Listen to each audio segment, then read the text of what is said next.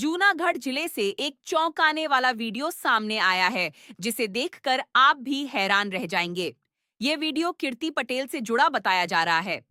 Video में वह कहते हुए नजर आ रहे हैं, मैं गुनहगार नहीं हूं, यहां से निकल जाओ।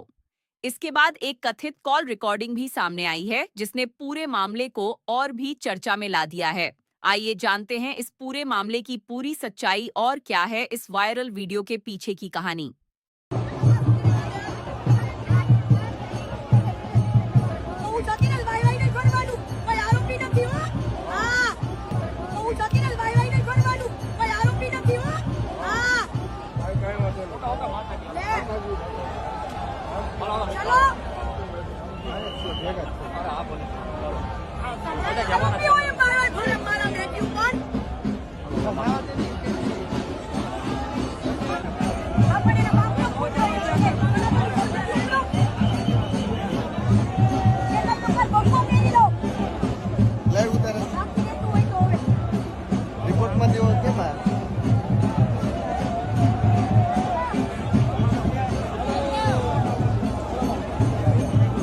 પણ એમાં એવું છે કે ત્યાં આગળ જે સાધુ સંત છે એ લોકોને એવું કહેવું છે કે સાધુના કપડા પહેરવાથી સાધુ નથી બની જવાતું.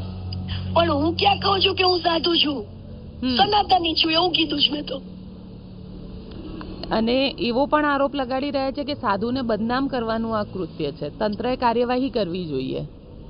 નહીં સાંભળો, કાર્યવાહી જો કીર્તિ પટેલ ઉપર કરી ને તો ત્યાં આગળના વરિયા સાહેબ કરીને પીઆઈ સાહેબ ડૂબકી લગાવવામાં હતા મારી સાથે.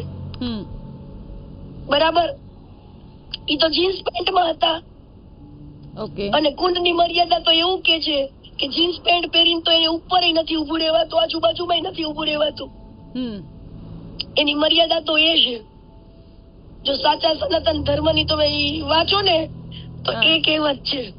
પણ ત્યાં આગળ જ્યારે પોલીસે બહાર કાઢતા હતા ત્યારે તમારી અને પોલીસનો એક વિડીયો પણ વાયરલ થયો છે, જેમાં એમાં વિડીયોમાં એ વાયરલ થાય છે કે એટલું પબ્લિક હોય, બરાબર, એ મારો હાથ પકડીને મને લઈ જાય તો કેવું ગંદુ ફીલ થાય કે ભાઈ આ કઈક આરોપી હશે, કઈક થયું હશે. એ મારી સેફટી માટે જ આવેલા હતા, પણ મેં એમને 1000 વાર કીધું કે તમારા સેફટી માટે આવેલા છો તો મને પ્રેમથી લઈ જાઓ, મારી સાથે ચાલો, તમે હાથ મારો ના, એ રીતે બાવડું ના પકડો મારું. બરાબર, તો એ રૂલ્સ તો એમની પણ રાખવો જોઈએ ને. જો મારી સેફટી માટે આવ્યા હોય તો મને ખેંચીને ના લઈ જાય. મીડિયામાં મને બોલવાનો મોકો આપવો તો કે ત્યાં બધા નાતા હતા એના